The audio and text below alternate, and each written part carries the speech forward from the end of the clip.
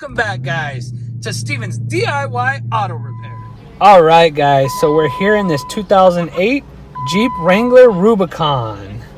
It's a V6 3.8 liter. So the customer states that when he applies the brake pedal, he's got a real bad shaking, wobbling in the steering wheel. So we replicated the problem, and it's indicative that it's the front brakes / rotors. Anytime you get a pulsation in the brake pedal, that's going to be your rear brakes and brake rotors. So we only have a shake, vibration in the steering wheel, so that tells us that we got warped rotors, bad rotors / brakes.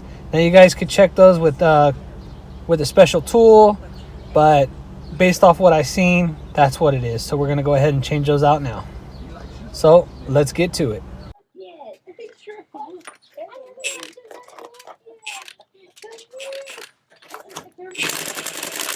All right, guys, so we got a aftermarket spacer on here, so we're going to go ahead and remove that.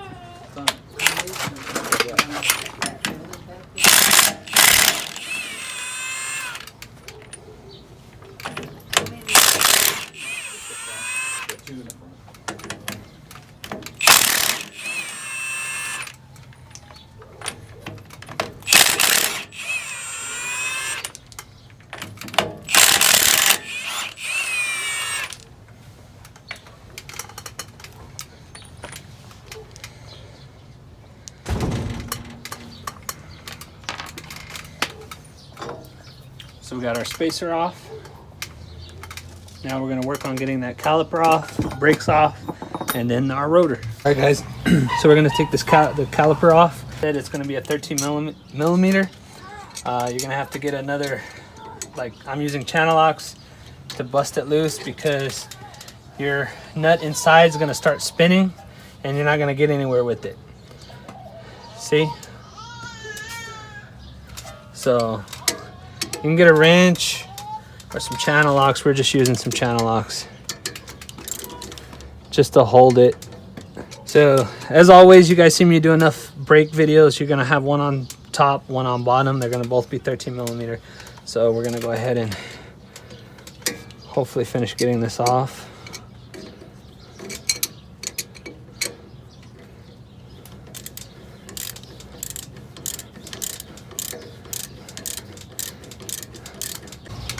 All right, guys, so we got the caliper bracket bolts off. So now we just pull it. As always, we want to safely hang this so that we're not putting any kind of unnecessary pressure on our brake line.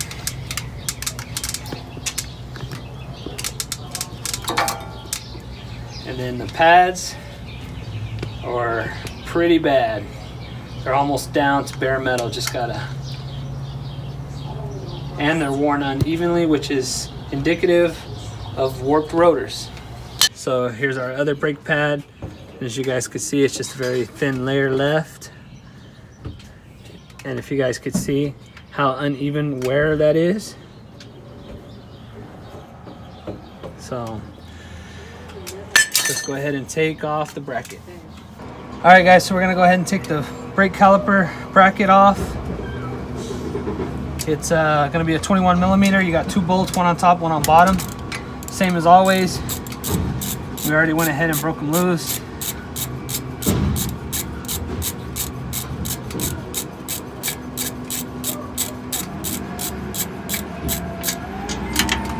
So we got one.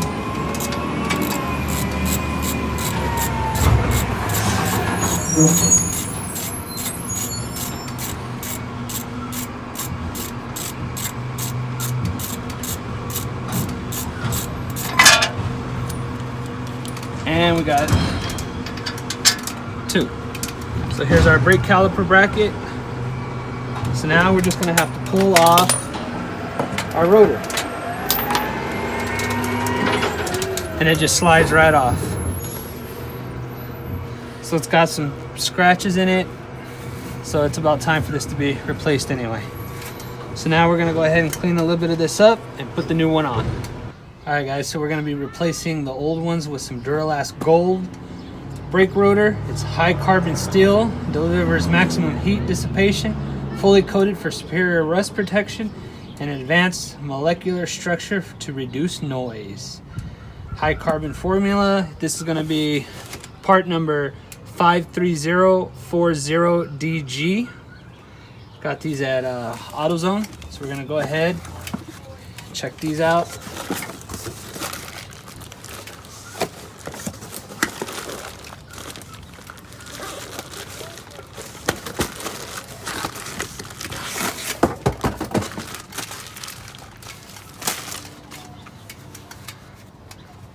So still, they don't look like they have any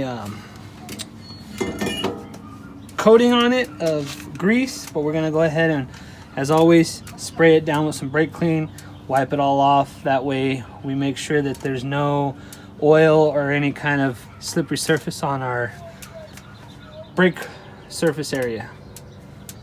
All right guys, so we got our brake caliper bracket back on, torque down to spec. We got our rotor back, we got our new rotor on, and now we're gonna go ahead and we got everything cleaned up. We're gonna go ahead and push back in our brake caliper piston, get our new brakes on, lubed up, put them on, and send it. So we're using the old brake pad, and we're gonna use that, and we're just gonna turn this, and it's gonna push back in that piston. It's also important to know that if you're struggling with this, pushing it back in, you could go underneath the hood and remove some of the brake fluid and leave the reservoir open and make it a lot easier to push back in. But it's going back in pretty good, so we're just going to go ahead and continue like this. So we're going to get this pushed in and start putting on our brakes. All right guys, so we're going to put these little shims in. They just snap right in place. 2 on top, 2 on bottom, just like that. All right guys, so like always, we're gonna kind of lube up our contact points here just to help with any kind of vibration, any squeaking, any noise.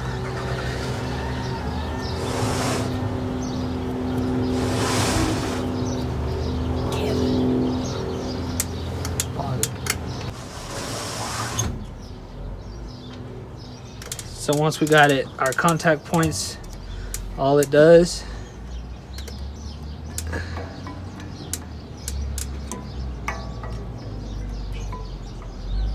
slides right in. So now we're gonna go ahead and put the back one on.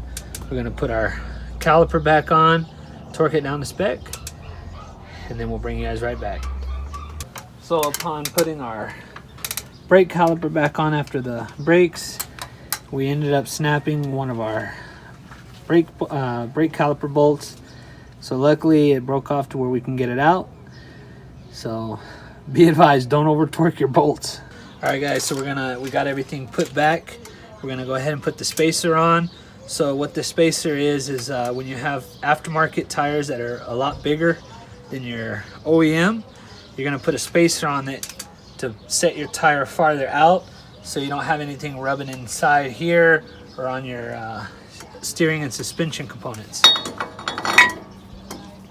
So basically it's just gonna go over your original threads, because as you guys can see here, it's got its own threads.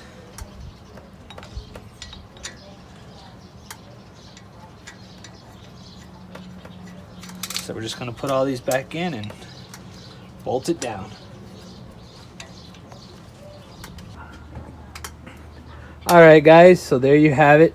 That is how you do a brake and rotor change on a 2008 Jeep Wrangler Rubicon. So as you guys can see, I've been doing a lot of brake and rotor videos lately, and they're pretty much all the same, guys. So we're gonna go ahead and do the other side, but don't worry, I won't bore you guys and take you along for that, because it's exactly the same. So I hope you guys liked this video.